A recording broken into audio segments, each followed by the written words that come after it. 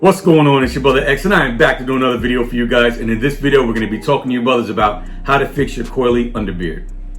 Okay, so before I get into how to fix your coily underbeard and how to deal with it, let's go ahead and jump into what is the overall cause.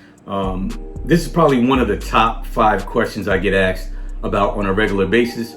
You brothers that are, I don't want to use the word suffering, but you brothers that have coily underbeards, what can you do to solve some of the problems that you're having? Okay, and just like y'all brothers, my beard is very, very coily. I've done videos in the past showing my shrinkage levels and how my beard really shrinks. Matter of fact, I'm gonna put a picture right here so y'all can see. All right, so I do have a really coily underbeard, and I do suffer from a lot of shrinkage. But stay tuned to this video. I'm going to talk to y'all brothers about it. I'm going to give y'all brothers some solutions, and we're going to dive all the way in. Okay, so first things first, what is the cause of a coily underbeard? Because if you're going to figure out how you're going to fix something, you first got to understand what causes it. Because if you don't know what causes it and you're trying to throw remedies and fixes to the problem, you're kind of fighting a losing battle. So we're going to start off with talking about the cause of a coily underbeard. And that is going to be, did I hear somebody say it already? No, I'm just bugging. Genetics, okay? Genetics is the reason for your coily underbeard. All right, the follicle, your beard follicles, the shape of the follicles are determined by your genetics basically. And the shape of your follicle is going to be the reason why the hair, or your beard hairs grow out of your follicle in the forms that they do. So if you have a straight beard, it's due to the shape of your follicle. If you have a wavy beard, if you have a curly beard, or if you have a coily beard, those are all due to the shapes of your follicle, from a more round to a more flatter follicle, for a lack of a better term. All right. So now that you know that genetics are one of the main causes for a coily underbeard, I hope you brothers see what you're up against, and I want you guys to put into perspective what you're really trying to accomplish with your beard. I want you to understand and just really think about what's your goal. All right, what's your finished goal? What's your end game for your beard? What are you looking to do? What are you trying to accomplish? And what do you want your beard to look like? All right, here on this channel, I'm gonna help y'all brothers get there, and we're gonna get there together. Let's break down what are some of the cons to having a coily beard, because if you guys are trying to fix some things, let's talk about some of the things you're trying to fix. So when you have a coily beard, it's very hard for you to show off your true length. So you never really get a chance to show your true length. Coily beards tend to shrink a lot, and because of the shape of the hair and the really tight coils and really tight spirals, your hair is almost like a slinky, and it shrinks all the way up. So coily beards are also more prone to damage and breakage. All right, because of the tight coils, everywhere your hair bends, so every spiral where your hair is bent, that's going to be a weak point or a stress point. So that's going to be an area where if you're not careful and gentle, your hair is going to be more prone to break. And we all know when you have breakage, you're not going to get what? Length. I heard somebody in the back say it. Curly and coily beards are also a little bit harder to groom. And depending on the length, they can be very uncomfortable. So when you're first starting out and your beard is really short, if you have a really curly or coily beard, when the hair grows out and it's coiling and it's retouching the skin, you can end up with irritation. You can end up with some ingrown hairs. You can end up with a lot of different things. You can end up with the hair growing out of the skin and then growing right back into the skin. So there's a lot of things to deal with the coily beard, especially when your beard is shorter. Now, for you brothers that are going through these stages right now, I'm here to tell you it's only for a period of time. Once your beard gets to a certain length, it's going to grow out, and it's going to get past the point of growing out and just barely touching the tip of your skin, and really causing you uncomfortableness or irritation, or just not your beard just not feeling smooth and just not feeling really comfortable. All right, so that is definitely a stage, and believe me, all of us brothers that have really coily beards that you see, we all went through the stage. Some of us more than others, depending on our hair types, but we have all been there. I promise you, you're gonna get through it too. Stay strong. Okay, so now, just like with anything else, where there are cons, there are definitely pros. So I'm gonna talk to y'all brothers about some of the benefits to having a coily beard really quick. Number one, your beard is gonna be very versatile. meaning that you can poof your beard out one day with a pick and wear it wide. The next day you can pat it down and wear it a little bit more streamlined, a little bit more slim. So there's definitely some benefits to having a coily beard. You can also, due to the coils and the way your beard curls, it actually makes your beard more dense, more thick, more fuller looking. So that's definitely a pro or a benefit of having a coily or curly beard. Okay, so now that we talked about the pros and cons, let me talk about how to solve some of the problems that you're dealing with your coily or curly beard.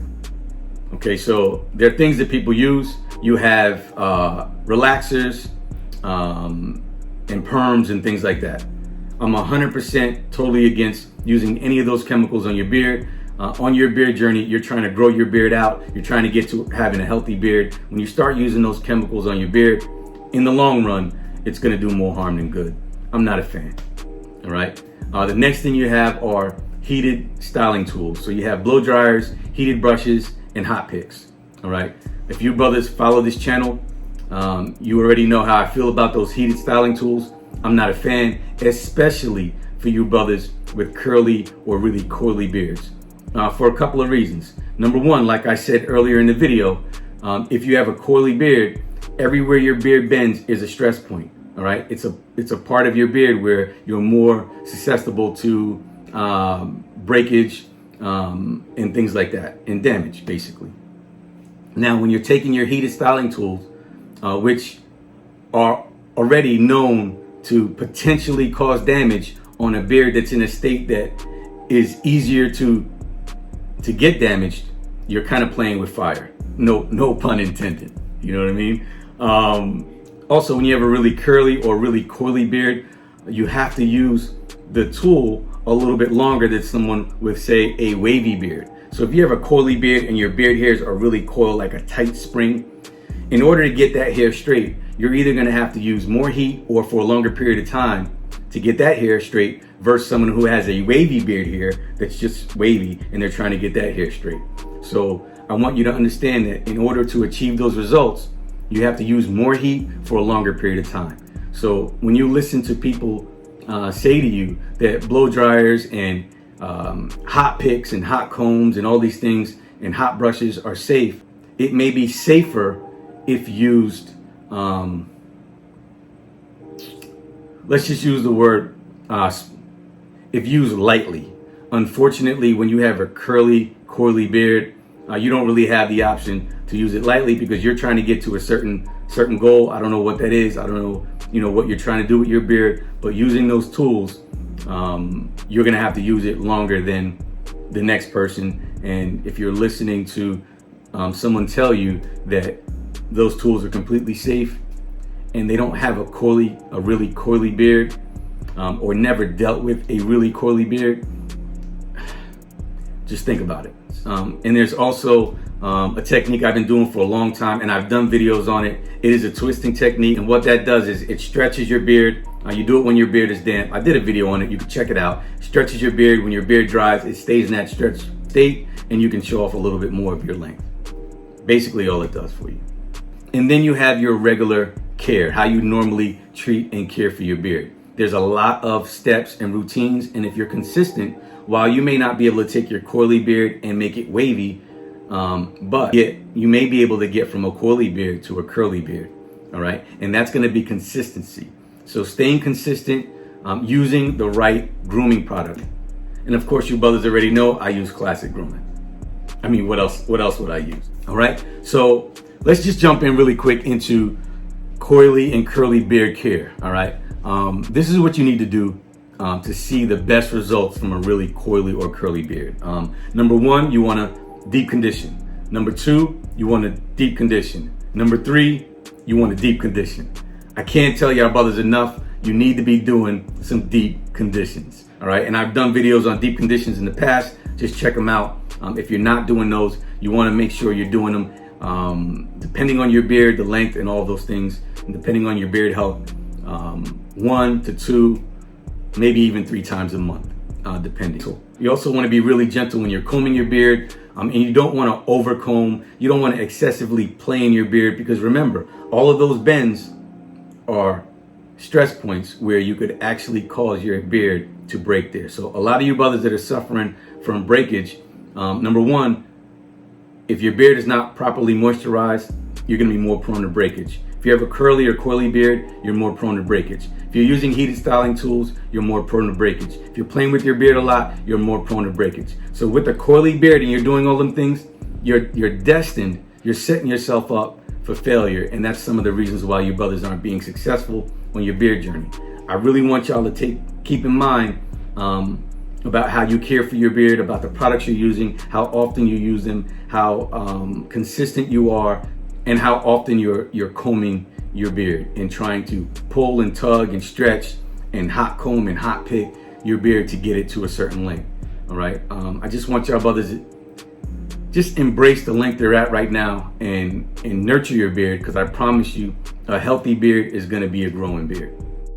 It doesn't matter how big your beard is in reference to the next brother. What you want to do is you want to have the absolute healthiest beard you can possibly have. And when you start treating your beard carefully and you start caring for your beard to make it healthy, instead of worrying about stretching it or worrying about how long it's going to look, I promise you, you're going to start to see some results that you didn't think you were going to see. Once you start properly hydrating a coily beard, your coils can loosen up just a little bit. All right. And when they loosen up a little bit, you're going to get to a point where your beard's going to be really full. It's going to be really nice. It's going to look nice and condensed, and you can put a nice trim on it, and you can have a really nice beard. And you can also continue to grow your beard out, and you just won't show your length until you hit certain milestones. So when your beard gets longer and longer, of course, eventually the hair has to go somewhere. So even though it's coiling up, your beard's going to be spreading, and it's going to look big. It's going to be big. It may not be as long as, you may not show as much of your length as you truly have, but you'll show some length. The moral of the story, and the real reason why I shot this video, is because I just want to encourage y'all brothers to embrace the beard that you're in. All right. Whatever your beard texture is, whatever your beard style is, however your beard grows, it's not about looking at the next man and trying to get the beard he has. It's about trying to get the best beard that you have. All right. So growing your beard is a journey, not just about learning about your beard, but it's also about learning about yourself. And I used to say it all the time: patience, learning humility, a lot of things that you can learn from just simply growing a beard. And I do believe that's divinely one of the reasons why men have beards. And it's just because you can just learn a lot of lessons from just some of the smallest things, the smallest parts of your life. And just becoming patient with growing a beard is going to teach you how to spread that patience out throughout the rest of your life. And I promise you, a lot of things will probably turn around. All right, so this really wasn't a planned video. I hope y'all brothers got something from it. Once again, I appreciate each and every single one of y'all. It's your brother X, and I'll be back with y'all brothers again soon, all right? Y'all brothers be safe and stay blessed. Peace.